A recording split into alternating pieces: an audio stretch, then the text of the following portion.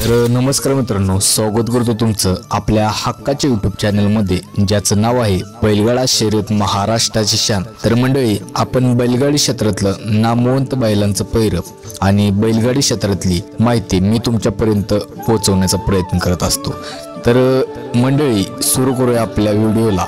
तर मंडळी, उद्या भव्य असं विरकरवाडी हिंदकेसरी मैदान पार पडणार आहे आणि या मैदानात आपल्या सर्वांचा लाडका बकासूर, सर्जा, पिस्टन, कॉकटेल, राजा, हरण्या असे बरेच नामवंत नंदी येणार आहेत। तर मित्रांनो, उद्या बऱ्याच तुरशी पाहायला भेटणार आहेत आणि सर्वप्रथम मित्रांनो, आपण तुम्हाला सर्जाचा पायरा सांगू। स्वर्गवासी रणजित सर निंबाळकर यांचा सर्जाचा पायरा आहे बुलढाणा एक्सप्रेस बाब्या याच्यासोबत।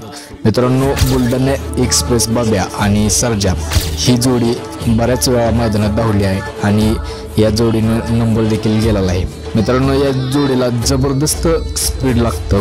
तर दुसरा पायरा तुम्हाला मित्रांनो सांगतो की आपल्या सर्वांचा लाडका घरणिकीचा राजा। मित्रांनो, घरणिकीचा राजा हा झरेकरांचा पाखरा याच्यासोबत पळू शकतो। तर मित्रांनो, बाबूशेठ माने यांचं नियोजन कधी चुकत नाही आणि मित्रांनो, शेवटी हे नंदी आहेत, या नंदीला काय सुद्धा कळत नाही। मित्रांनो, मुख्य प्राण्यांना काय सांगता येत नाही की आपला मालक माझं हे दुखतंय ते दुखतंय, शेवटी ते नंदी आहेत, नंदीप्रमाणे पळत असतात। मित्रांनो, आज हा धावला तर उद्या दुसरा धावणार आहे, त्यामुळं खेळात हार जीत होत राहते। नक्कीच आपल्या सर्वांचा लाडका राजा कमबॅक करेल। मित्रांनो, आपल्या सर्वांचा लाडका माऊ मुळशीकरांच्या अनबादशान आणि तुमचं आमचं काळी नवम हिंदकेसरी बकासूर देखील टॉपच्याच पायऱ्यात आहे। मित्रांनो, बकासूर उद्या घोटचा सर्जा किंवा विरकरवाडीच्या मेहबूब याच्यासोबत असू शकतो। मित्रांनो, हे मैदान विरकरवाडी येथे आहे, त्यामुळे विरकरवाडीच्या मेहबूब सोबत हा बकासूर हा असू शकतो।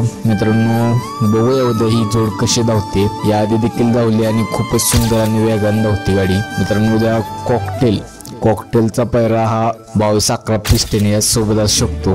पिस्टन आणि कॉकटेल हा बऱ्याच मैदानात खूपच जोशाने आणि खूप ताकदीने अशी गाडी धावते। मित्रांनो, कॉकटेल आणि पिस्टन, मित्रांनो खरंच या जोडीचं मानावं तेवढं कौतुक कमीच आहे आणि मध्ये झालेल्या जयंत केसरी मैदानात देखील या गाडीनं खूप स्पीड लागलं होतं।